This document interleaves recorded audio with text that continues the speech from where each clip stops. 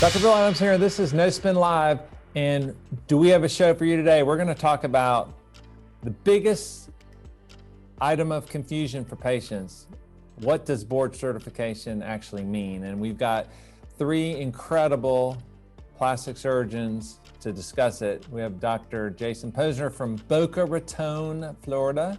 Jason, how are you? I am good, Bill, with my new No Spin Live background.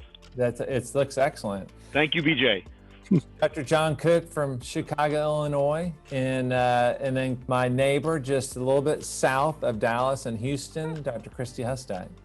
So I'm a little bit jealous. How come Jason got the fancy background? Like, do you have to do this for so many years to like get the backgrounds or something? BJ likes Jason favoritism. BJ didn't like my beach with the martini, so he made me change it out. Okay, fair enough. So what's the COVID report for you guys? So Jason, what's the report in Florida? You know, it's around. We're being careful. We now have antigen and antibody testing in the office.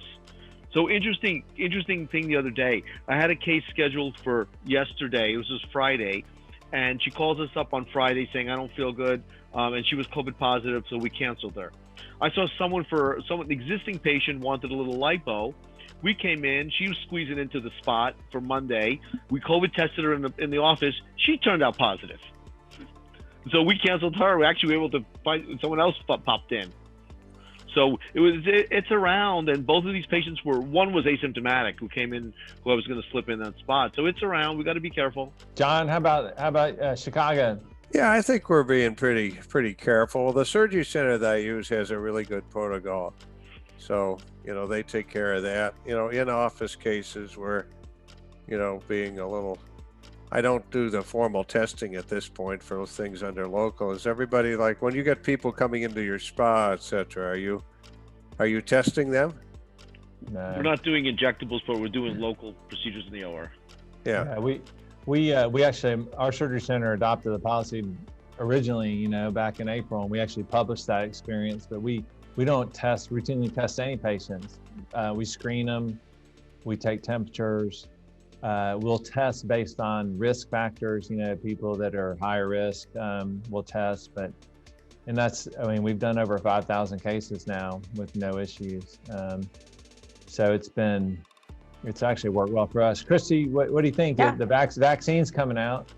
Yeah, I'm sign me up. I know there's a lot of hesitancy. And even we've pulled our surgical center, and there's like a big kind of almost consensus bias there. Everybody, I think, everybody will get it, but that's not the case. There's tons of people that are really afraid of this, but I'm sign me up. I'm ready to, be done with this. So maybe actually, I think it'd be bad. I think you should get the vaccine on TV with it was Clinton and Bush. Oh, and yeah, Obama. yeah, absolutely. Yeah, I think Clinton, Jason Bush, was talking about that. Obama, Sign me up.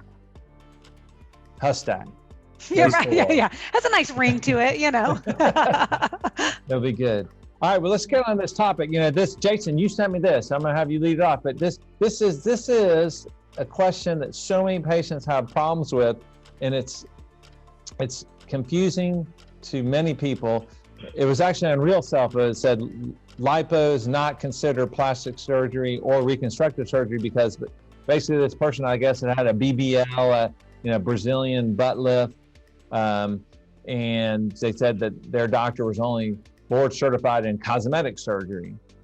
So what's the story, Jason? In this particular case, it was concerning an OBGYN who was doing liposuction and fat grafting to a patient. And the person was a Real Self question, and the person wanted to know, well, what does this mean? Well, how come she's doesn't have a board certification in liposuction? So, it was sort of an age-old question. We've probably addressed this 50 times on No Spin, but it was relevant because this came up, a couple of days ago. And the thing is, we've all been in this game for so long, it's nothing for us. It's like, what's the difference between a cosmetic surgeon and a plastic surgeon? It's like, did you brush your teeth today? I mean, we know this stuff cold, but for many patients out there, it's a very confusing because people are trying to pull the wool over your eyes. I mean, we all on this call go through a very rigorous program of training and testing to be able to say that we are board certified in plastic surgery. There are other specialties that do a little bit. The confusing one to me is cosmetic surgery because there is a board that is not ACGME certified. And some of those people are pretty well trained. They've done a lot of surgeries and they might be very good, but it's hard to tell based upon certification alone with those doctors whether they're good or not. You know that if you're operated on by a board certified plastic surgeon, they hit a certain amount of requisite training.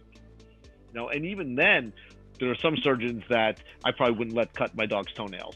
Yeah, well, I mean, John, like that, it is true that some people have had surgical training, but it's also true that a lot of these people have zero surgical training. Mm-hmm. There's some people that go to a weekend course and they talk about how to do this surgery over a weekend, whereas like what you all have done and I did and people that are board certified by the American Board of Plastic Surgery, we undergo medical school and then 7 years of residency and general surgery training, and it's a long time, and even after all that you still are learning. So I mean, Bill, are you the same surgeon you were 20 years ago? I mean, we've all been in the game. Yeah. We're not, John. I mean, Kristi's younger than us, but like I learn all the time. I learn from you guys. Absolutely. I went and visited Bill 6-8 months ago when we spent time in the OR because I wanted to learn about quick recovery breast dogs, and we all learn from each other. And if you're too pig-headed to learn, you shouldn't be in this business. But John, that's what makes it fun. Yeah. Absolutely, yeah. John, what do you think? I mean, I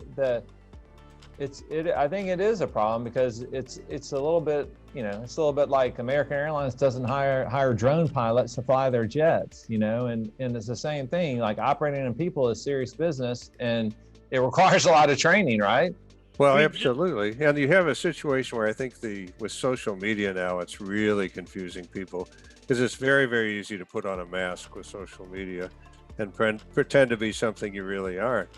But if you get someone who's certified by the American Board of Plastic Surgery, they have a certain commitment. They used to talk about 10,000 hours, a lot of these books for, whether you're going to be a serious musician or an athlete or whatever. Yeah. And, that's a lot different from taking a weekend course, getting a little certificate that you can stick on your wall and saying, look at me, I'm certified.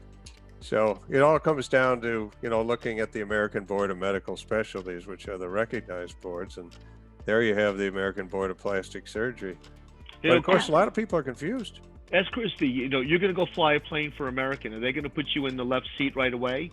Right. Yeah. I mean, it's ridiculous. Yeah. And it's just this game of hijacking nomenclature, right? There's power in verbiage. And that's the new marketing game, right? We've done so good at saying, make sure it's a board certified plastic surgeon. Well, now everybody's shifted that. Okay, I'm board certified. They go on to that. So now everybody says board certified, and almost never do they put in whatever they're board certified. Oh, I'm board certified dermatologist doing surgery, or, board certified family medicine doctor doing surgery, because they're not trained in surgery. And there's a little bit, and people don't know the difference, so they just say, oh no, they're board certified, but in what? So that's the newest thing that we're really pushing is in what are you board certified?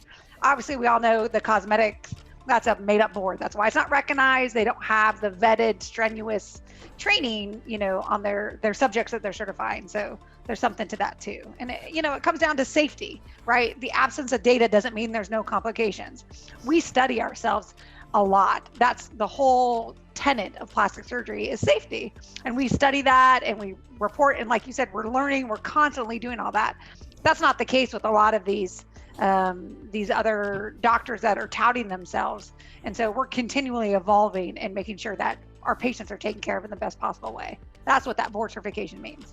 And Kristi, because it's tough for patients to figure out how do they vet that, or how do they try to verify that their doctor actually has the training? What do you tell your patients, or what do you tell somebody that asks you that? That ask them board certified in what? I think that's the important thing, because in plastic surgery, at least that they've had, like Dr. Pozner was saying, the prerequisite training. And so that's the main thing I tell them.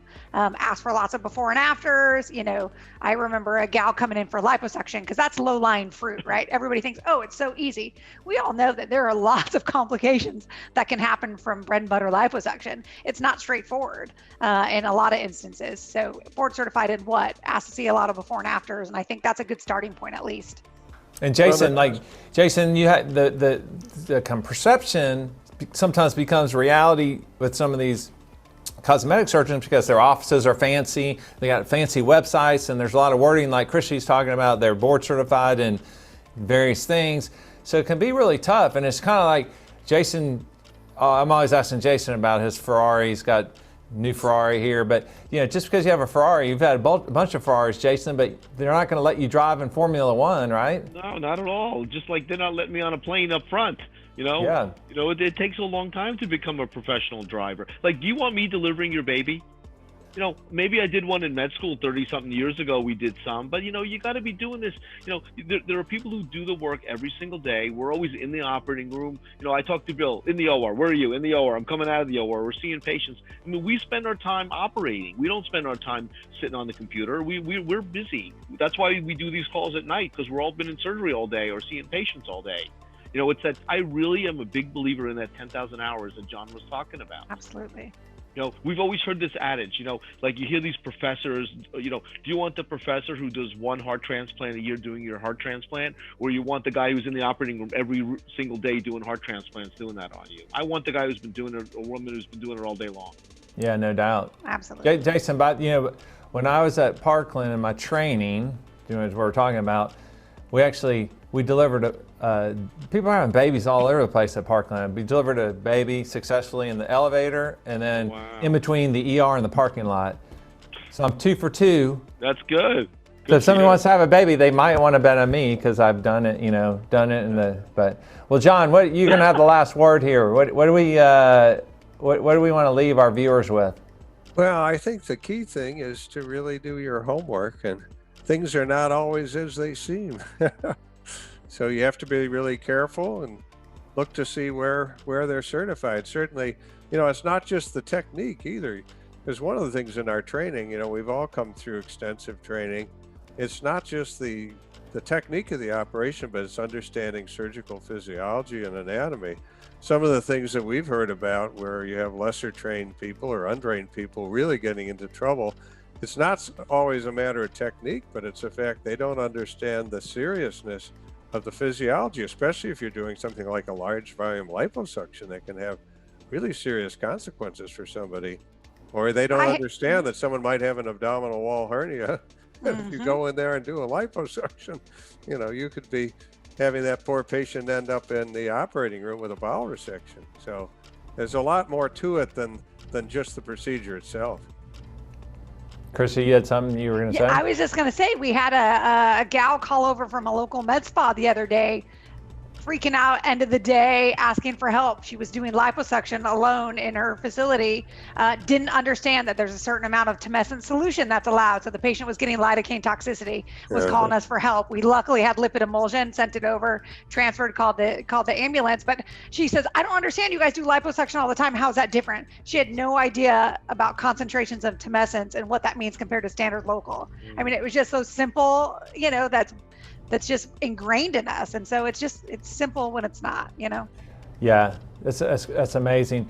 Well, and one thing, if anybody, we've offered this before, but if there's a viewer out there or a patient that's having problems with this, we are more than happy at the Plastic Surgery Channel to help you vet whoever you want to go to.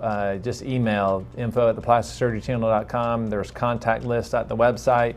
You can reach us through social media, but we're happy to help any patient that needs that assistance with figuring out who the right person is to do their surgery. So, well, listen, that's been awesome stuff. Thanks so much to our 3 experts. And if you want to see more of this, you can see it on theplasticsurgerychannel.com.